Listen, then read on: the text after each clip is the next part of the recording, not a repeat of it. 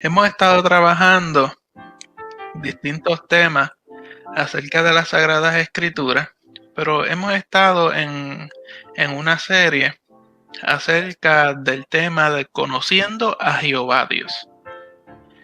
Y nos hemos dedicado a ver parte por parte quién es este Jehová Dios, cómo se compone, qué relación hay con nosotros, con esta raza humana, qué relación hay, qué consecuencias hay en aquellos que lo aceptan. Y hemos estado viendo parte por parte, conociendo a nuestro Jehová Dios. ¿Y por qué enfatizamos siempre? Cuando mencionamos a Dios decimos Jehová Dios, porque amado hermano, vivimos en un tiempo donde hay un pluralismo religioso y hay distintas estructuras religiosas o pensamientos religiosos que tratan de converger y adentrarse en distintas zonas y líneas de pensamiento. Y nosotros lo que queremos es dejar claro que de quien estamos hablando es del único Dios verdadero, Jehová. No estamos hablando de ningún otro, ni estamos hablando de un Dios eh, que no tiene historia más allá de este tiempo moderno, ¿no? El que estamos hablando es el único Dios verdadero, Jehová Jireh, el que nos ha suplido, el que ha estado con nosotros, ese es Jehová. Por eso siempre mencionamos a Jehová Dios. Y estudiamos el tema acerca de la Trinidad, que es uno que a veces se hace un poquito difícil de poder comprender. Si tiene interés sobre el tema, le invitamos a que busque los programas anteriores, ya sea en Facebook o en YouTube. Puede buscar en YouTube, busca el canal de Tu Sonido Cristiano y ahí encontrará dentro de Tu Palabra Que Bendición todos los programas. También puede ir a la página de tusonidocristiano.org, tusonidocristiano.org, y ahí también podrá ver todos los programas que el Señor nos ha dado el privilegio de trabajar. Tocamos el tema de la Trinidad, tocamos el tema del propósito de este Dios trino, tocamos el tema de las características de este Dios trino, tocamos el tema de Jehová Dios el Padre, vimos los distintos aspectos de su paternidad, tocamos el tema de Jehová Dios Hijo y todas las características de este Jehová Dios Hijo y lo que tiene que ver la parte con nosotros. Tocamos el tema, comenzamos a tocar el tema de Jehová Dios Espíritu Santo. En la semana pasada vimos distintas características de él y vimos que puede ser afectado aún por otros seres como nosotros mismos, los seres humanos. Vimos su personalidad y que todo funciona a través de la personalidad del Espíritu Santo. Y vimos distintas cosas acerca del Espíritu Santo. También pudimos ver un aspecto interesante que es la función del Espíritu Santo antes de Cristo, la función del Espíritu Santo durante la vida de Cristo aquí en la tierra, que se trastornó. Cuando Cristo se hace presente y encarna y viene a la tierra a cumplir su propósito específico, que no es otra cosa que morir en la cruz del Calvario por todos los pecados de la humanidad y así poder proveer salvación y vida eterna a la humanidad. Durante ese periodo de Cristo aquí en la tierra, la función del Espíritu Santo fue trastornada, fue tocada y tuvo un mover específico el Espíritu Santo en ese tiempo. Y comenzamos a ver la función del Espíritu Santo luego de que el Hijo fuese levantado en los aires. Y en esa parte en que vamos a continuar en la noche de hoy, de cuál es la función del Espíritu Santo para los hombres en este tiempo. Así que yo le invito a que busque papel, libreta, lápiz, que vamos a comenzar a ver el Espíritu Santo en la edad de hoy día, amado hermano. ¿Qué función tiene con cada uno de nosotros, de los que hemos creído en Cristo Jesús como Salvador? Damaris Morales, Dios te bendiga mucho. Félix González, Noel Sánchez, gracias por estar con nosotros, por ahí conectado. Y aproveche, busque lápiz, papel, busque libreta, busque su Biblia, que vamos a comenzar entonces a ver la función del Espíritu Santo hoy en día, en la edad en que nosotros vivimos. Para entrar a esto, tenemos primero que darnos cuenta en qué momento fue entonces que el Espíritu Santo comienza su función. Porque dijimos que el Espíritu Santo tenía una función en lo que nosotros conocemos como el Antiguo Testamento, en ese tiempo antes de la venida de Cristo. Viene Cristo, comienza una función distinta del Espíritu Santo. Luego que Cristo es levantado a los cielos, ¿en qué momento es que entonces la función del Espíritu Santo se revela y está cómo ha estado trabajando hasta el tiempo presente? Y para ver esto, lo primero que tenemos que ver es que y entender que este Espíritu Santo fue una promesa que el mismo Jesús dio. Si vamos a Juan capítulo 14, versículos 16-17 y luego brincamos al 26. Juan 14, 16 y 17 dice lo siguiente, está Jesús hablando y dice, y yo rogaré al Padre y os dará otro consolador, para que esté con vosotros para siempre, el Espíritu de verdad, al cual el mundo no puede recibir porque no le ve ni le conoce. Pero vosotros le conocéis porque mora con vosotros y estará en vosotros. Y el versículo 26 dice, mas el Consolador, el Espíritu Santo, a quien el Padre enviará en mi nombre, Él os enseñará todas las cosas y os recordará todo lo que os he dicho. Así que vemos a Jesús haciendo el señalamiento, o tal vez la promesa de que ese Espíritu Santo iba a ser enviado. Tenemos que ver que este Espíritu Santo fue prometido por el Padre y por el Hijo, quien como el único omnipresente había estado como siempre en el mundo. O sea, el Espíritu Santo tenemos que entender que no fue que vino y se reveló en el momento luego de esa promesa y del evento de Pentecostés. El Espíritu Santo estuvo presente a través de la historia humana, desde el inicio de la creación, pero su establecimiento aquí en la tierra tiene un inicio y tiene un fin. Y en este momento estamos viendo que este Espíritu Santo fue prometido por el Padre y por el Hijo. Y en Juan capítulo 16, versículo 7, se nos dice, pero yo os digo la verdad, os conviene que yo me vaya, porque si no me fuera, el Consolador no vendría a vosotros, pero si me fuere, os lo enviaré. Y esto llama la atención porque nosotros podemos ver cómo Jesús repetidamente trae la idea del Espíritu Santo y podemos entonces la idea y la promesa de que va a ser manifestado y estará en compañía de nosotros. Y aquí vemos entonces la fuerza y la intención del Espíritu Santo cuando fue manifestada entonces en el día de Pentecostés. Ahora, ¿para qué fue manifestada en el día de Pentecostés? Bueno, para que entonces el Espíritu Santo pudiera hacer su morada aquí en el mundo. Sí, amado hermano, escuchó bien. El día de Pentecostés fue el inicio de la morada del Espíritu Santo en este mundo.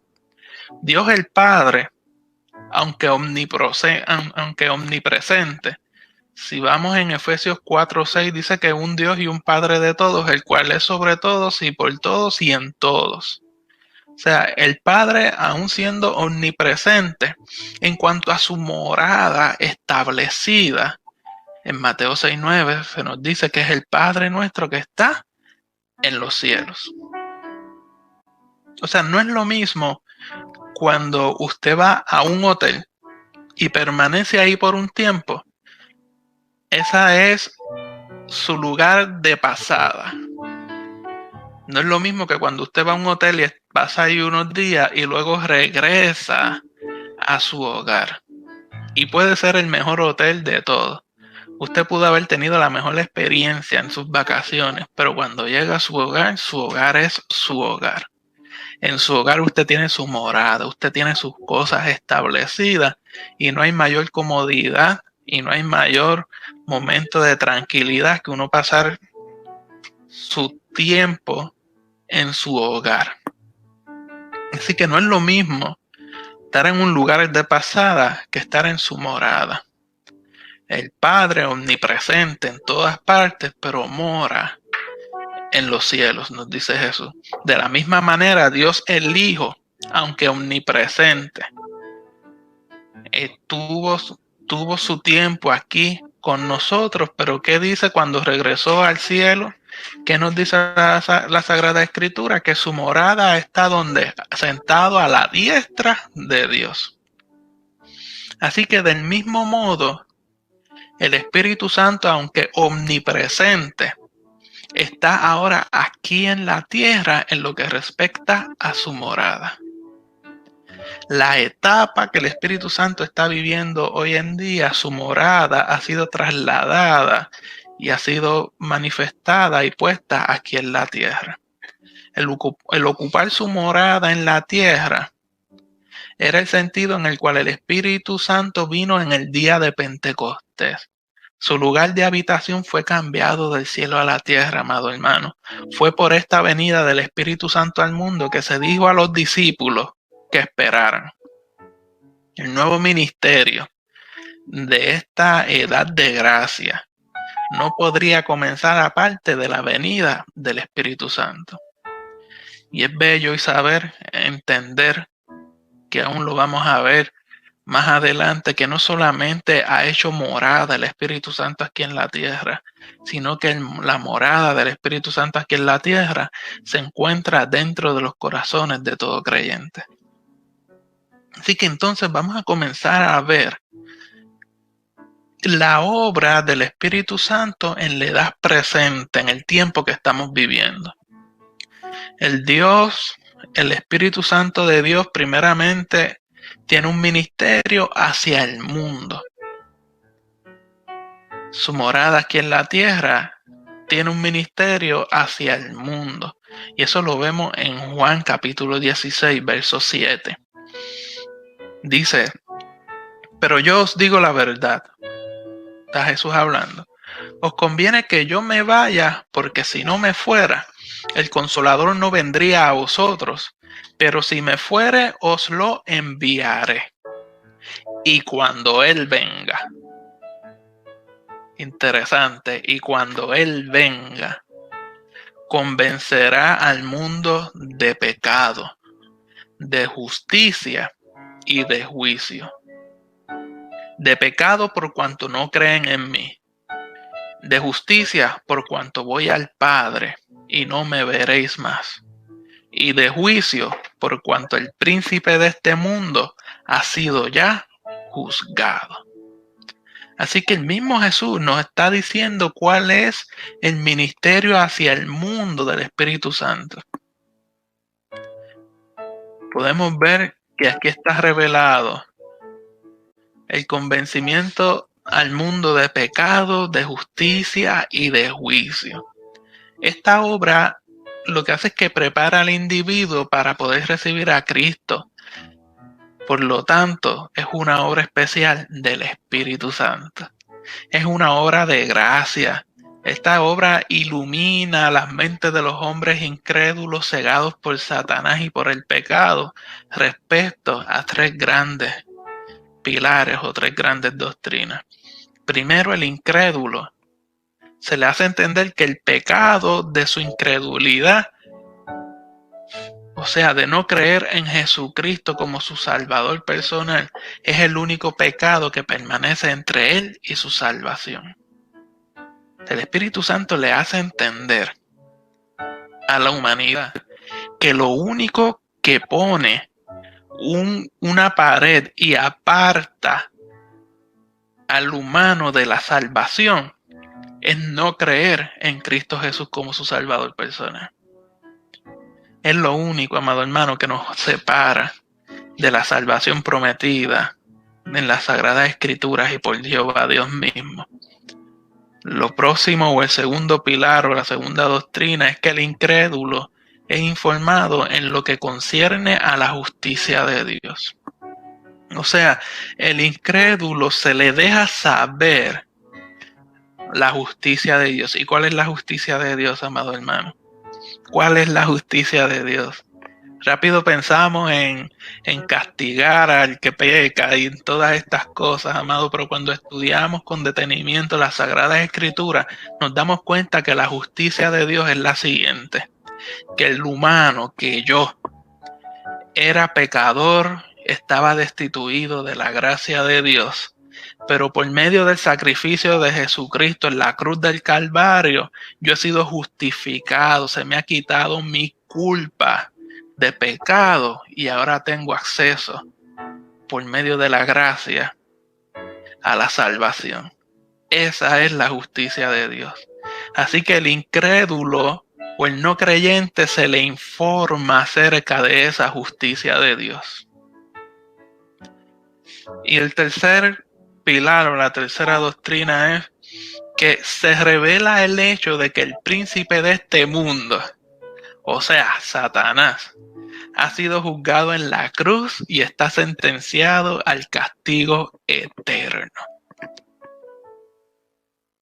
O sea, que el Espíritu Santo le deja saber al mundo, le deja saber a la humanidad, le deja saber a los no creyentes que el sacrificio de Cristo en la cruz no solamente es la forma de justificarme para poder tener acceso a la salvación, sino que al mismo tiempo es la sentencia del castigo eterno para el enemigo de las almas, Satanás. ¿Qué función tiene el Espíritu Santo con el incrédulo? Es dejarle saber que lo único que lo aparta de su salvación es el no creer. Es dejarle saber que ya Jehová Dios preparó todo para que fuese justificado y poder alcanzar la salvación. Y es dejarle saber que ya Satanás ha sido juzgado y sentenciado. Amado hermano, esto es una función del Espíritu Santo. A nosotros como iglesia lo que nos toca es predicar y llevar la palabra. Y el Espíritu Santo es el que convence al mundo de pecado y es el que revela estos tres pilares o estas tres doctrinas al corazón del hombre. No cojamos guille de Espíritu Santo. No estemos detrás de las personas insistiendo o no estemos detrás de las personas buscando la manera de hacerlos entrar en razón. No, eso no nos toca a nosotros. A nosotros nos toca predicar el Evangelio y el Espíritu Santo habrá de revelarse a la vida de cada uno de ellos.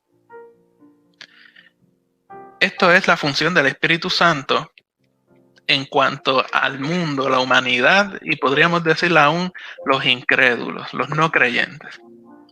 Ahora también podemos ver que el Espíritu Santo mora en cada creyente. Y esto tiene unas implicaciones. Vamos a ver cómo las podemos presentar. En Juan capítulo 7, versículo 37 al 39. Juan 7, 37 al 39 nos dice lo siguiente. En el último y gran día de la fiesta, Jesús se puso en pie y alzó la voz diciendo: si alguno tiene sed, venga a mí y beba.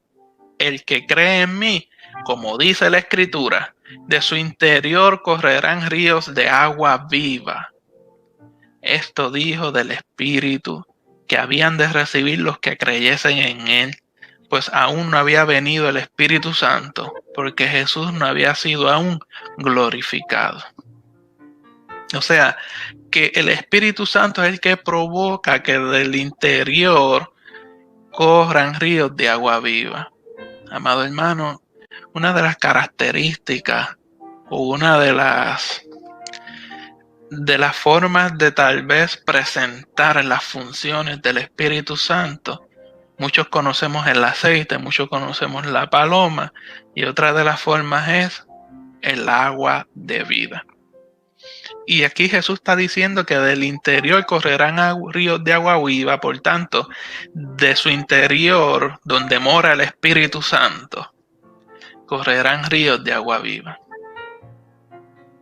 Y Juan especifica en el 39, dice que esto era para los que iban a recibir y los que creyesen en él, porque aún el Espíritu Santo no había venido.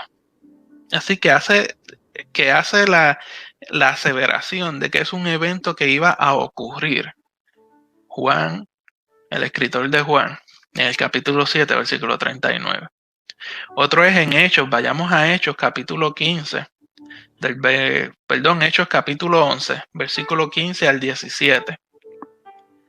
Y dice lo siguiente: y cuando comencé a hablar, cayó el Espíritu Santo sobre ellos también, como sobre nosotros al principio. Entonces me acordé de lo dicho por el Señor, cuando dijo: Juan ciertamente bautizó en aguas, mas vosotros seréis bautizados con el Espíritu Santo. Si Dios pues les concedió también el mismo don que a nosotros, que hemos creído en el Señor Jesucristo, ¿quién era yo que pudiese estorbar a Dios? Aquí vemos entonces que el Espíritu Santo cae y posa y los bautiza, por lo tanto mora dentro de los creyentes.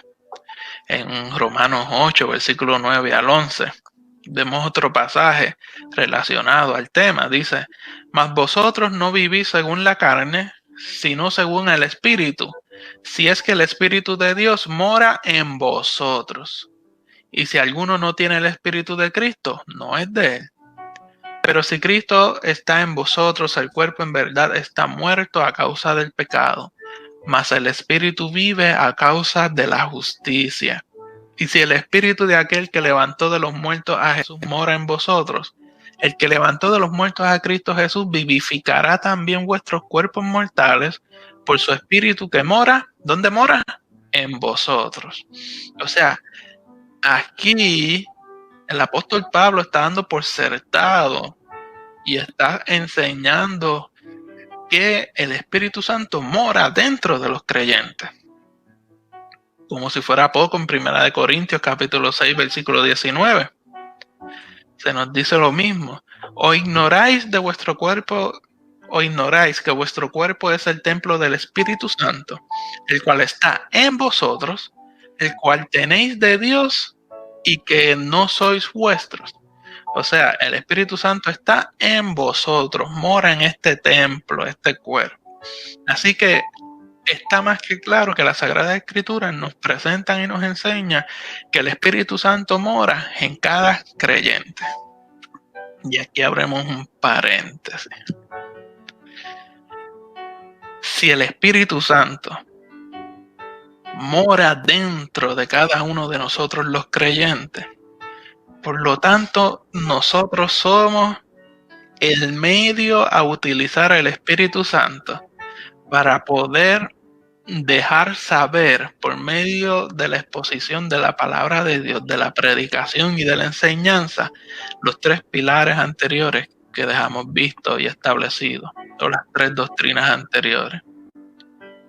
A nosotros nos toca dejarle saber a las personas que lo único que lo aparta de su salvación es el no creer en Cristo Jesús. Nos toca a nosotros dejarle saber a las personas cuál es la verdadera justicia de Dios. Nos toca a nosotros dejarle saber a las personas que el enemigo ha sido juzgado y ha sido sentenciado. Así que el Espíritu Santo que mora en nosotros nos utiliza a nosotros como el instrumento para llevar este mensaje. Sin embargo, la convicción y quien provoca que sea convencido y entienda estos principios es el Espíritu Santo y no nosotros. Amado hermano, es que Dios quiere que nosotros entendamos de una vez y por todas y por siempre que nosotros sin Dios no somos nada, que nosotros sin la visitación o el tener el Espíritu Santo dentro de nosotros no somos nada, amado hermano. Nosotros solamente somos un instrumento y de todo lo demás se encarga el Espíritu Santo. Y aprendamos a depender del Espíritu Santo en todo lo que hagamos. Lo otro que podemos ver es que habitando el Espíritu Santo en el creyente, este Espíritu Santo se convierte en el sello hasta el día de la redención. Si vamos a Efesios capítulo 4, versículo 30, lo podemos ver ahí claramente. Dice, y no contristéis al Espíritu Santo de Dios, con el cual fuisteis sellados para el día de la redención. Cuando dice sellados aquí en la Sagrada Escritura, no es otra cosa que esa es la garantía. Esa es la única forma, ese es el boleto, por decirlo así. Esa es la única forma para nosotros poder ser arrebatados al cielo y poder encontrarnos con Cristo Jesús. Lo único que va a identificarnos a nosotros como creyentes delante de la presencia de Dios es que el Espíritu Santo mora dentro de nosotros. Por eso ese Espíritu Santo es el sello para el día de la redención de nuestras vidas. Luego, que cada hijo de Dios es bautizado dentro del cuerpo de Cristo por el Espíritu Santo. O sea, en 1 Corintios capítulo 12, versículo 13, se nos dice esto. Porque por un solo Espíritu fuimos todos bautizados en un cuerpo, sean judíos o griegos, sean esclavos o libres, y a todos se nos dio a beber de un mismo Espíritu. ¿Por qué dice beber de un mismo Espíritu? Lo que hace referencia a que el Espíritu Santo ha entrado dentro de nosotros. Y por lo tanto se reconoce o se presenta como que hemos sido bautizados por el Espíritu Santo. O sea, el Espíritu Santo ha hecho morada dentro de nosotros. Todos estos ministerios se aplican igualmente a cada creyente verdadero en esta edad presente. A todo creyente verdadero en esta edad presente. En adición a estas obras que están relacionadas a la salvación del creyente, está la posibilidad del ser lleno del Espíritu y andar por el Espíritu. Esto abre la puerta a todo el ministerio del Espíritu Santo en la vida del creyente en la edad presente. Así que quiero hacer una aclaración desde ahora. No es lo mismo que el Espíritu Santo mora, bautiza y nos sella en nosotros. No es lo mismo que ser lleno del Espíritu y que andar por el Espíritu. Y esa diferencia la vamos a ver más adelante. Así que no confundamos una cosa con la otra. Estas obras del Espíritu Santo, cuando entonces podemos ver o permitir que seamos llenos del Espíritu y andar por el Espíritu, no son otra cosa sino la llave de la salvación que también nos lleva a una vida cristiana efectiva. Ahora, cuando el propósito de Dios en esta edad sea completado por el arrebatamiento de la iglesia, el Espíritu Santo habrá cumplido el propósito de su especial advenimiento al mundo y partirá del mundo en el mismo sentido en que Él vino en el día de Pentecostés. O sea, el Espíritu Santo, cuando vemos en el Antiguo Testamento, vemos que Él se paseaba, como que pasaba y continuaba su camino. La diferencia ahora es, en esta edad en la que estamos viviendo, es que el Espíritu Santo ha morado, se ha establecido aquí en la tierra, en los corazones de cada creyente. Y tiene un propósito específico que ya hemos visto. Por lo tanto, cuando la iglesia sea arrebatada, el Espíritu Santo en ese propósito específico en el que vino a ser morada, ya va a haber cumplido su función y comenzará otra nueva etapa. Tal como Cristo hizo, cuando Cristo, siendo omnipresente, que estuvo en la creación del universo y de todas las cosas que conocemos, Él vino a la tierra con un propósito específico de cuál, de morir en la cruz del Calvario y dejar establecidas las buenas nuevas del reino de Dios. Una vez Jesucristo cumple con su función, ¿qué ocurrió? Fue levantado al cielo. Asimismo ha de ocurrir con el Espíritu Santo, amado hermano. Una vez cumpla su función y llegue el término del arrebatamiento de la iglesia, el Espíritu Santo continuará trabajando después del arrebatamiento, pero lo hará en la edad ya del reino y tendrá otras características y otras funciones. Así que la venida del Espíritu Santo, nosotros tenemos que aprender a verla como un acontecimiento importante. Nosotros tenemos que aprender a ver y disfrutar la venida del Espíritu Santo y ver lo esencial que es para la obra de Dios en la edad presente. Tal como Cristo vino para la salvación, así fue enviado el Espíritu Santo a morar dentro de nosotros. Y nosotros estamos viviendo en esa edad y en esa temporada en la cual debemos agradecerle a Dios por depositar su Espíritu dentro de cada uno de nosotros.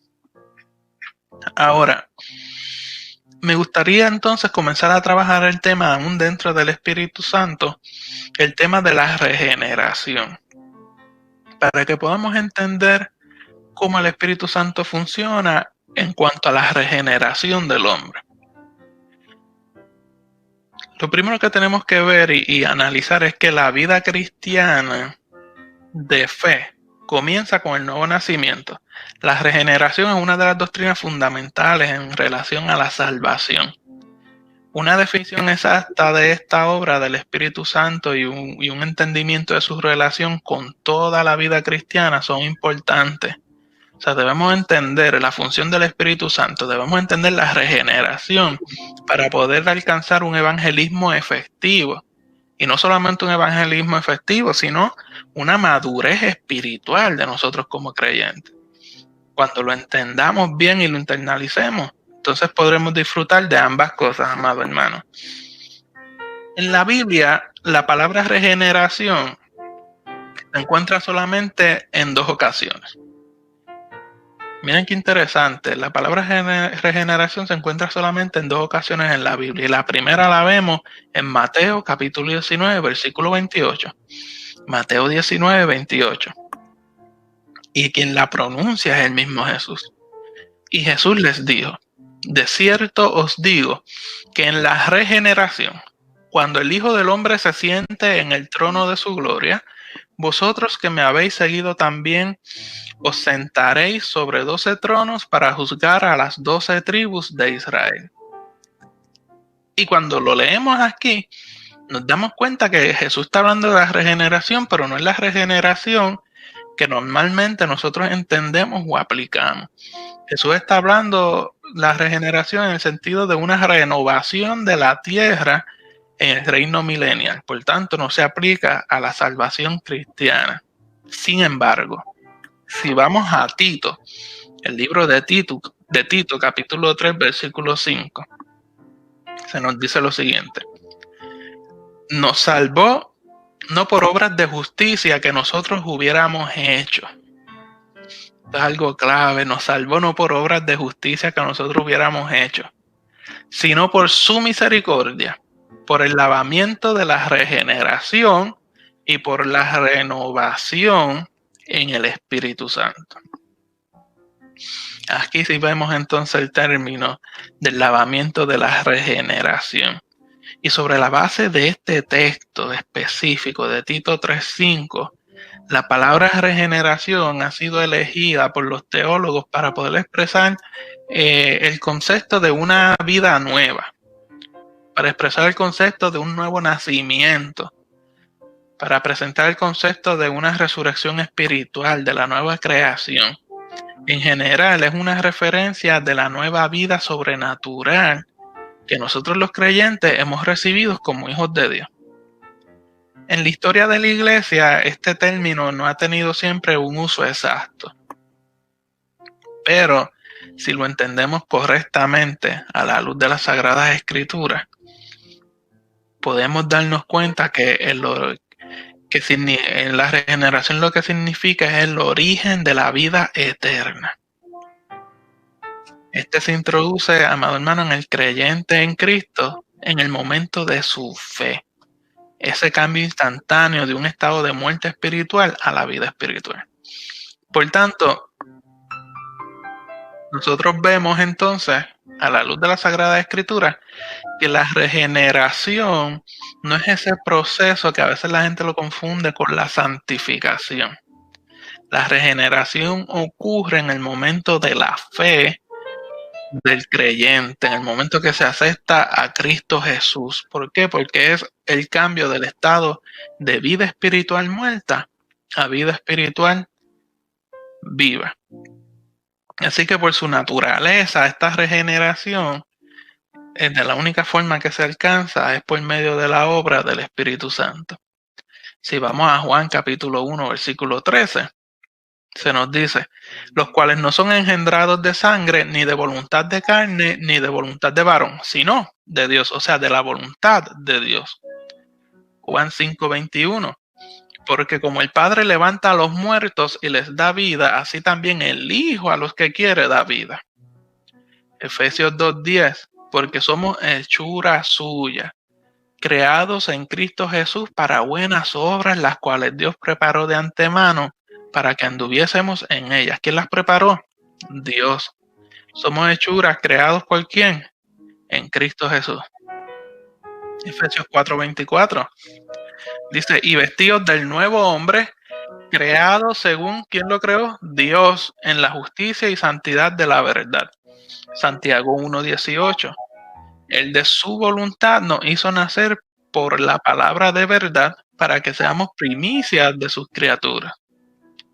Así que podemos ver que esta regeneración ocurre por medio del mismo Jehová Dios, en este caso Espíritu Santo. Interesantemente, como ya vimos en Juan capítulo 1:13, está diciendo que no somos engendrados ni de voluntad de carne ni de voluntad de varón, sino de Dios. Así que en muchos pasajes se compara esta regeneración con lo que es la resurrección espiritual. Se compara esta regeneración en cuanto a un acto de la creación de Dios. Se compara esta regeneración en cuanto a un nuevo nacimiento. Si vamos a Juan capítulo 5, versículo 21, vemos un ejemplo de ello. Dice, porque como el Padre levanta a los muertos y les da vida, así también el Hijo a los que quiere da vida. Si se le da vida, ¿por qué? Porque estaba muerto. Por lo tanto, hace referencia a una resurrección espiritual. Si pasamos a Segunda de Corintios 5:17.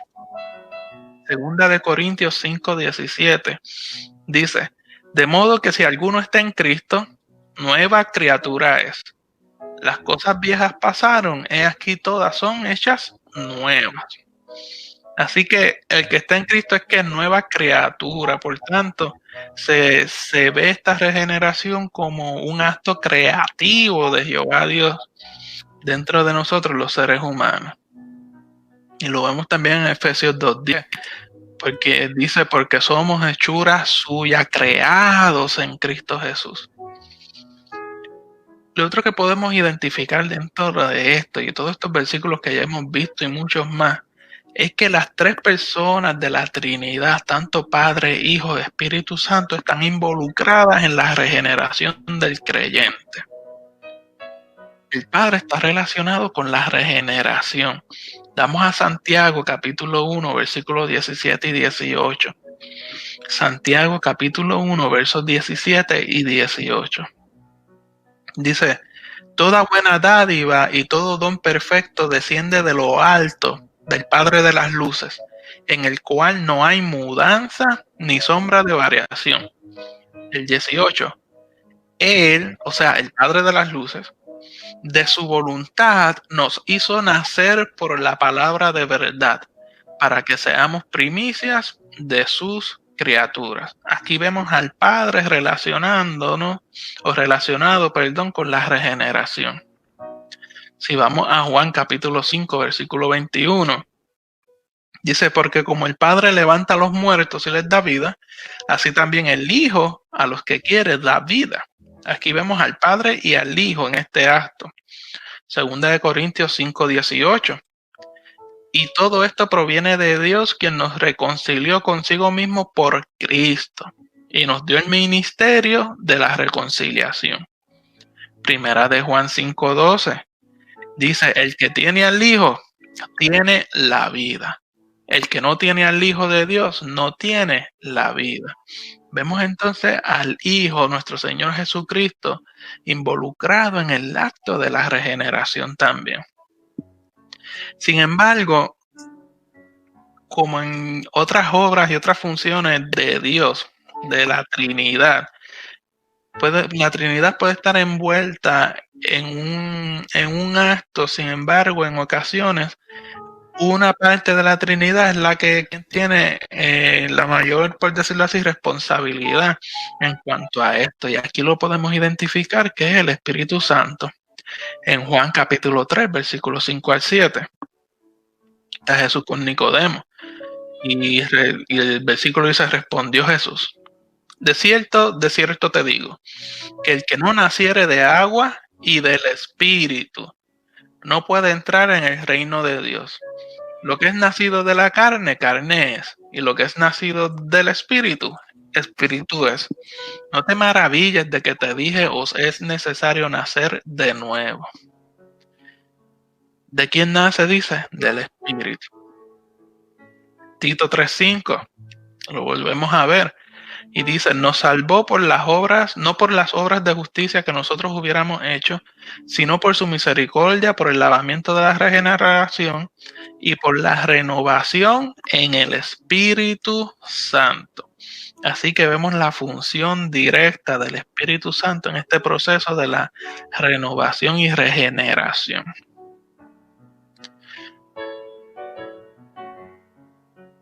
Lo otro que podemos ver es cómo la vida eterna es impartida por la regeneración.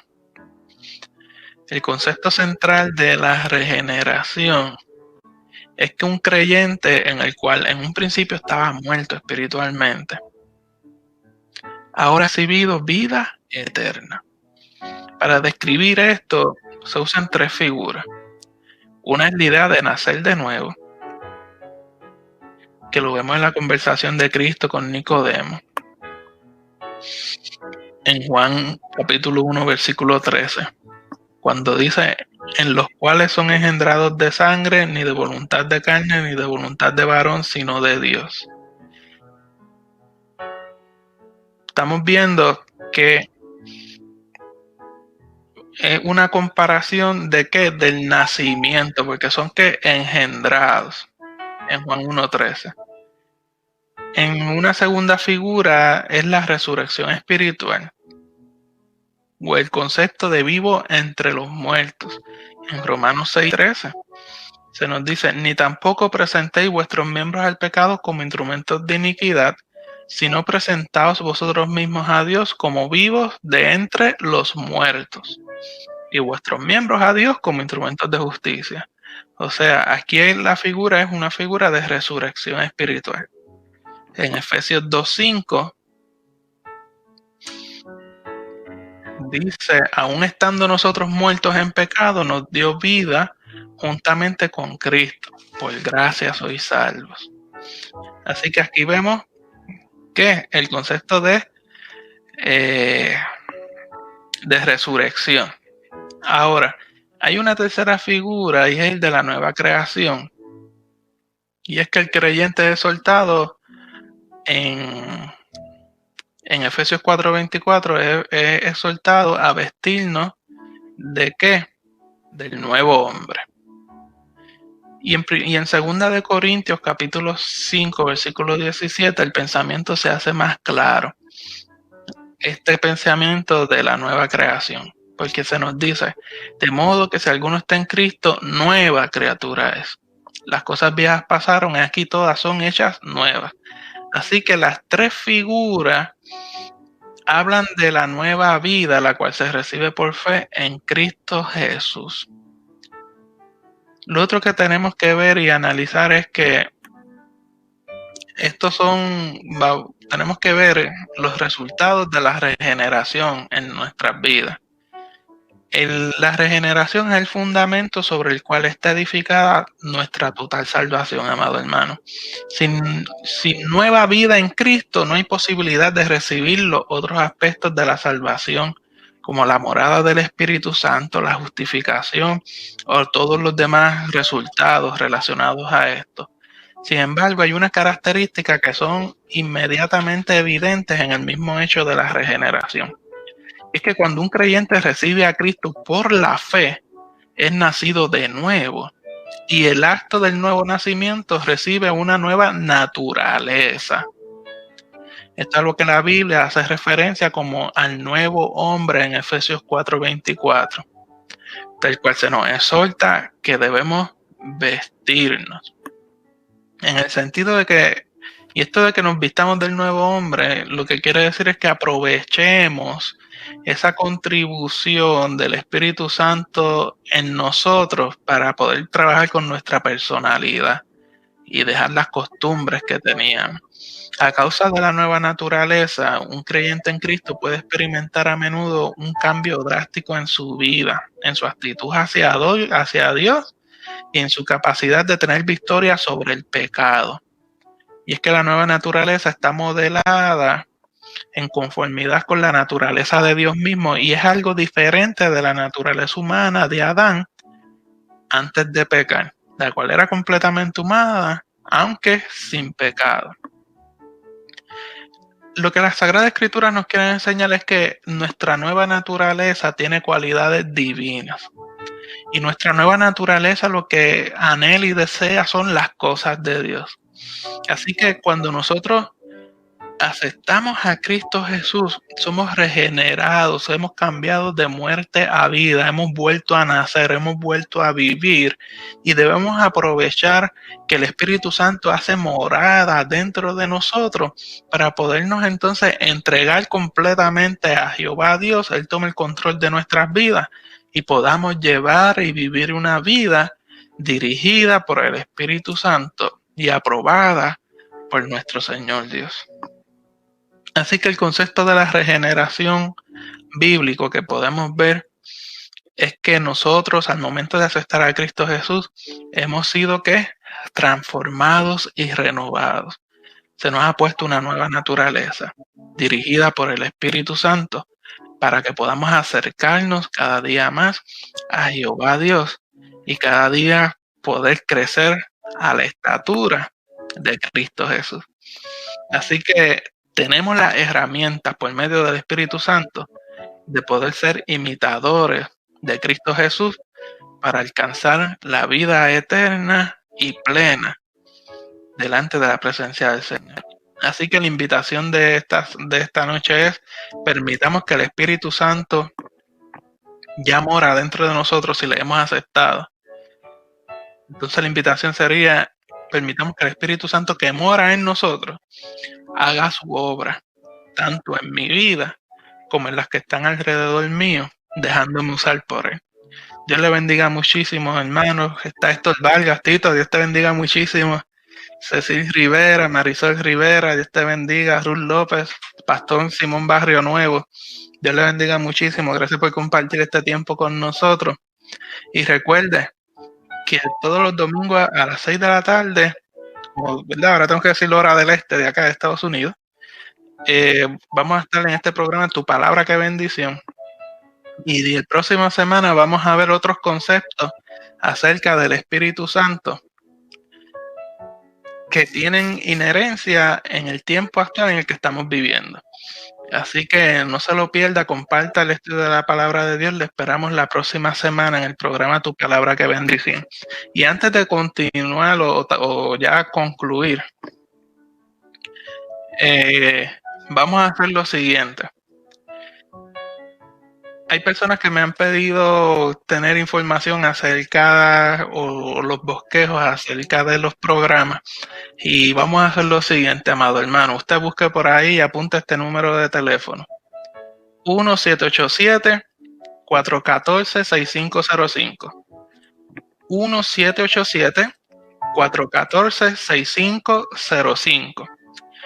Por ahí por WhatsApp usted envía un mensaje. El 1787-414-6505. Usted va a poner su nombre y el lugar de donde usted es y me va a decir el tema o el título del episodio número 8 del programa. Usted me va a decir el tema o el título del episodio número 8 del programa. Envíe el título, su nombre y el lugar al 1787-414-6505. 1787-414-6505.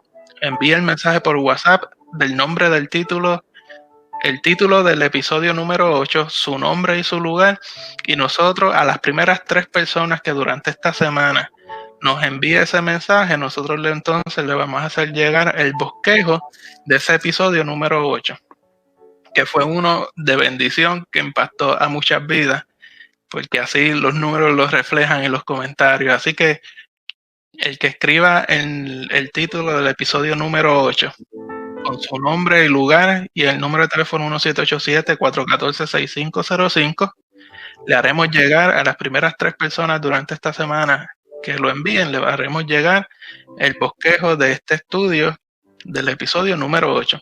Así que llegó el momento de compartir lo que el Señor nos ha dado y lo que deseamos es poder bendecir la vida de cada uno. Dios le bendiga muchísimo. Nos vemos la próxima semana en este programa Tu Palabra que Bendición, donde lo que hacemos es estudiar las Sagradas Escrituras con confianza, pero con la seriedad que conlleva esto. Dios le bendiga muchísimo. Nos vemos la próxima semana a las 6 de la tarde.